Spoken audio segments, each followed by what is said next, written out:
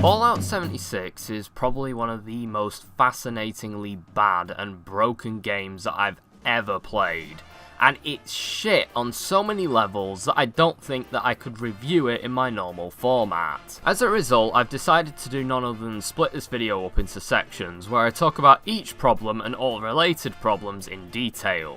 I can't think of any other way that I can do this without it just seeming like I have ADHD and go on random tangents about different things every 5 minutes. I know that this has been a long time coming, but I've actually been dedicating the last month or two to making this. I'm not just talking about my impressions of the beta, but also my impressions of the game as a live service. However, a lot like the Walking Dead Michonne video, news updates kept happening the further that I got into it. Several issues that I initially had with the game were patched out, and then there was Bethesda's controversy with the Canvas duffel bag, and then leaking their customers' personal information online. Although I do have to admit, this is one of the best collector's editions that Bethesda's ever done, the bag notwithstanding. I mean, just look at the T-51B power helmet. It's almost uncanny. I mean, yeah, they ran out of materials halfway through, a quarter of the way through, but it's still pretty close.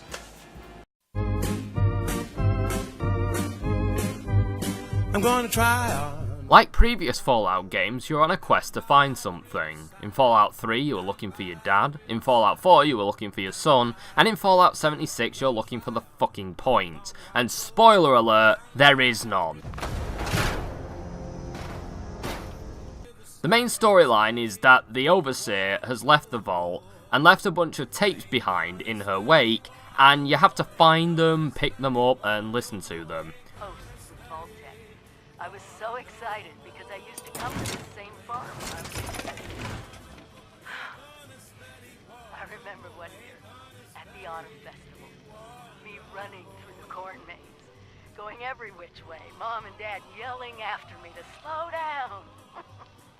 As riveting as following British Prime Minister Theresa May in tight leather across the West Virginian wilderness and listening to her old cassette tapes sounds to no one, the game fails to make this appealing on any level. You see, Bethesda have decided that they would remove all NPCs from the game and tell the game's story through holotapes, speakers, robots, and letters that you find across the wasteland. Unlike previous games that have characters and dialogue trees and moral choice aspects and other interesting things, Fallout 76 has, well, nothing. The majority of the missions are done on behalf of someone who died the best part of 30 years ago, and as a result, there's little to no motivation to do any of it. There are a few tasks that you can do for fresher corpses if you want something a little more relevant. Some corpses want you to do a job that are only weeks, months, or a couple of years old, and you may find the occasional delusional robot that you could do a job for, or a sentient computer. Regardless, you aren't doing anything for anyone, not even yourself, and the fact that you get rewarded with supplies even when there's no one to reward you for doing the job, it just makes the whole thing more confusing and less immersive. Most of the story and lore are told through ramblings of exposition tapes and newsletters that just go on and on and on. This is really not suitable for an online game, which is funny because this is why the game is like this. If you're doing what Bethesda wanted with this thing by playing with a group of 4 buddies, the rest of them are not going to want to wait for you to read the notes or listen to holotapes. They're going to want to get out there and get some loot or something. My girlfriend and I also noticed that we both could play the same tape, and when we did that, we could hear each other's audio and it was bloody awful.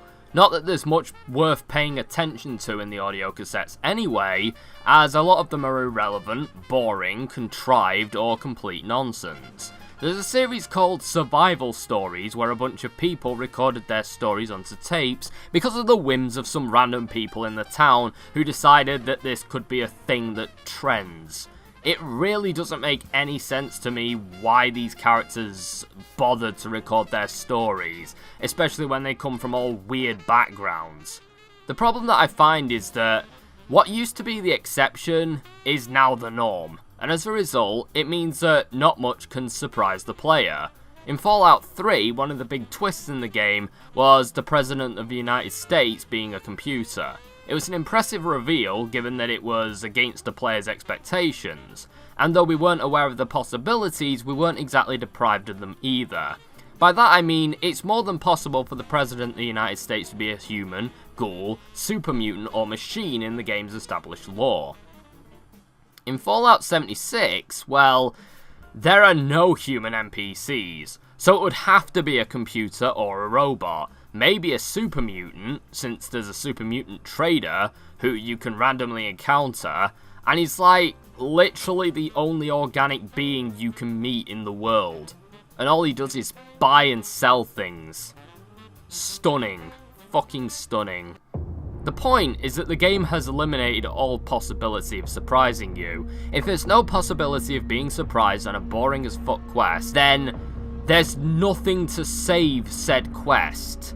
It's not that there aren't any missions that have a good premise or story to them, but they're few and far between, and even some of the best encounters have had a weak comparison to Fallout 3 and 4's. My favourite one thus far was having to escort a robotic postman through the wasteland so that he could deliver a message. Except when he gets there, the recipient of the message had been dead for years, and yet he still informed her that her husband died in a mining accident 30 years ago, and that she needed to return his belongings to the company. It was kind of the dark humour that I can usually appreciate, but it was nothing astounding, and it required me to walk alongside an NPC for the whole journey, who doesn't go fast enough for me to be able to run alongside, but doesn't walk slow enough for me to be able to walk alongside either. You know, that annoying as fuck walk speed that every NPC has, that Bethesda still expects you to keep up with. Also, this robot can easily have his pathfinding fucked, and sometimes he just stands there doing nothing. They either need to boot their NPCs up the ass, or put a Red Dead style cinematic mode in so that you can just go on autopilot, because trying to travel the same speed as these chumps is just fucking unreal and terrible. He's brewing chems on my patch, the fuck? I don't like competition. Alright, you want to wait, Cam? It gets right up my fucking skirt, it does. For fuck's sake. Do I look like a fucking joke to you, mate? See, if I knew they heard this, that'd be great, but I don't think they do. He probably is just ignoring me, he's being nice. Every mission is just busy work. Run here, do this, go here, and fetch that. Due to there not being anything complex in the game, all of the tasks are just mind-numbingly simple, and it gets old real quick. As I mentioned a few moments ago, one of the tasks was to follow a robot as he slowly moved his way through the wasteland. And that isn't the only mission, that this is the objective. Like, this exact objective, I've had to do twice with two different robots. There's another objective where you have to follow a Protectron around a town and protect him from his inevitable demise. These things waddle as slow as a toddler having a stroke with a big mound of shit in his diaper. It's just, for fuck's sake. Are people seriously as upset?